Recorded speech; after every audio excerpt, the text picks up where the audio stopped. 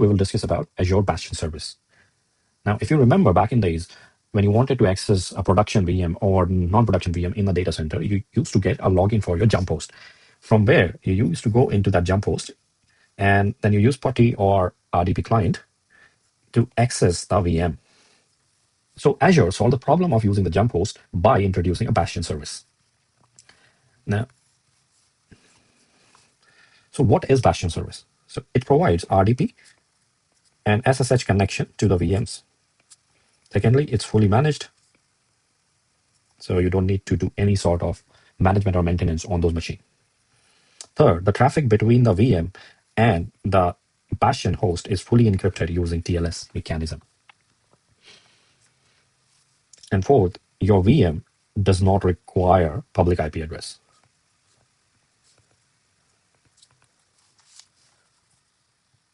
In Azure, there are 4 different variations called SKUs are available for the Bastion service. Now let's look at those. The first one is the developer. Second is basic. Third is a standard. And the fourth is premium. Now all of these services, all these 4 offers different variations and they are priced differently. Now these 4 SKUs offer different and variety of services in different categories.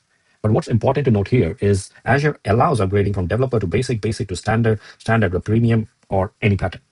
But it doesn't allow the downgrade. So allowed upgrades, but no downgrade allowed.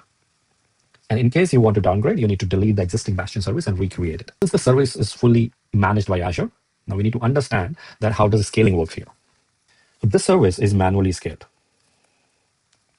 What does that mean? So when you will create this service, you will define like I want to run 2, 4, 20, 30 instances at a time, and that number of instances will always be there.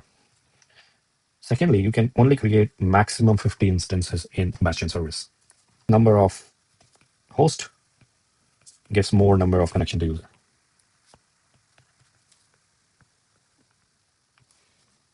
Now let's understand about its pricing.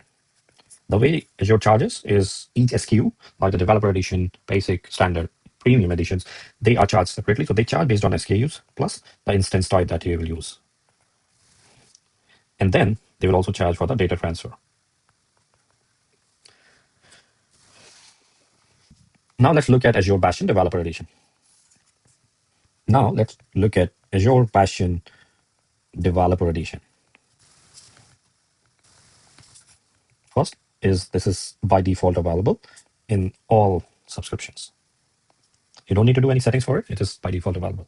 Secondly, it's good for test and dev environments only. Why? In most of the cases, dev and test environment doesn't require any scaling. Third, it is directly available in the VM console under the connect option.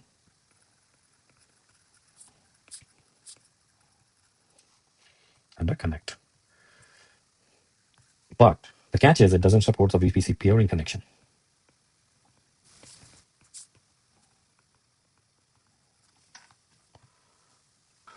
Now, let me show you the architecture of Azure Bastion Developer Edition. This is the architecture of Azure Bastion Developer Edition. Now here you can notice there is a VNet. You have got a user here, Azure Portal, Azure Bastion service, and number of VMs. So user will log in into Azure Portal. From there, it will initiate a connection to connect one of these VMs. There will be a secure connection created between the Azure Portal and the Bastion host. And Azure Bastion host will further connect to one of the VMs on port 339 or 422, which is RDP and SSH port respectively.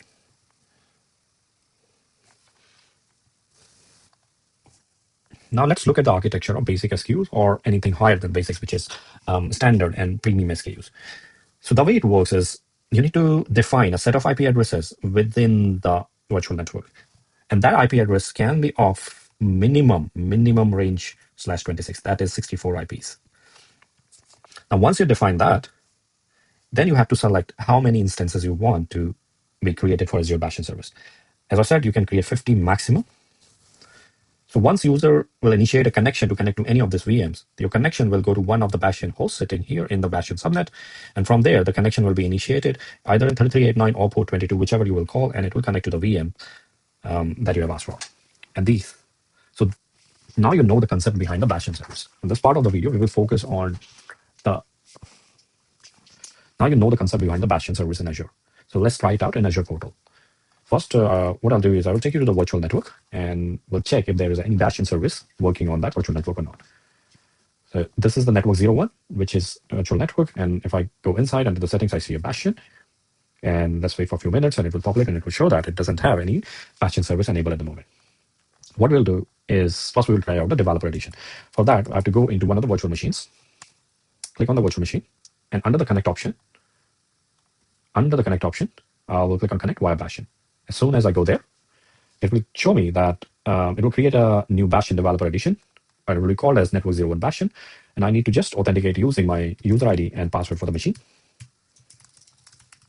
And I will also open the connection in the new tab. As soon as I do that, it will try to connect it. There's a pop-up. I open the pop-up and it will take me to the terminal. And you can see that I am connected to the virtual machine now. Now, let's look at the virtual network. Since we have already created a Bastion service, let's see what happens there.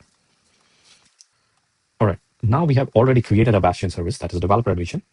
Let's go into the virtual network and see what happened there.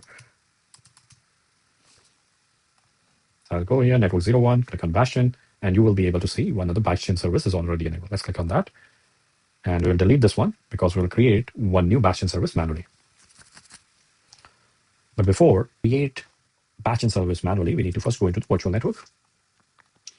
Once you click on that, go and click on the virtual network from where you have to create the Bastion service. Under the settings, you will find the Bastion option. Click on that. And if there is any existing Bastion service, you can go and select, you will see that active here. Else, if it's not active, it will ask you to create a new Bastion developer service. And then it will also give you two other options to deploy the Bastion using the default option, which is shown up here, or you can configure it manually. You go and click on configure manually. You have to select as your subscription, resource group, give some name, select the region where your virtual network is located. For availability zone, you need to select 1, 2, or 3. From the tier, you can select a standard, premium, basic, or developer. Instance count can be up to 50. You can select the virtual network where you want to create, and then you can also select the subnet, or you can also edit the subnet range here. And you can also select the existing IP address, or you can ask it to create a new one. But for now, for this exercise, what we'll do, we'll go in and create with the default Azure options. So let's go back and go under the Bastion. You can see the deploy Bastion option. I'll just go refresh the page once and we'll redo it. Go ahead and deploy Bastion. And we need to wait for a few minutes for it to deploy the Bastion service. It takes around 10 minutes for the Azure to deploy the Bastion service. So what we'll do, we'll pause the video for now and we'll come back later to revisit and see its progress.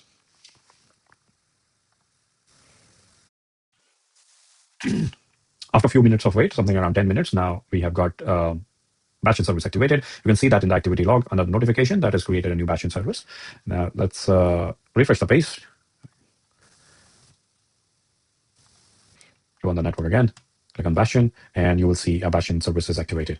Now, in order to connect to the VM, you select the VM, select the port, put the user ID, and then put the password, and then click on opening a new web browser tab. As soon as you will click, just go and allow the pop-up. And you can see that you are able to connect the virtual machine. So that is all about the Bastion service. What is Bastion service? How do you create it? What are various types of Bastion service available in Azure? That was the video all about. Thank you for watching, and I will see you in the next video. Thank you. Bye.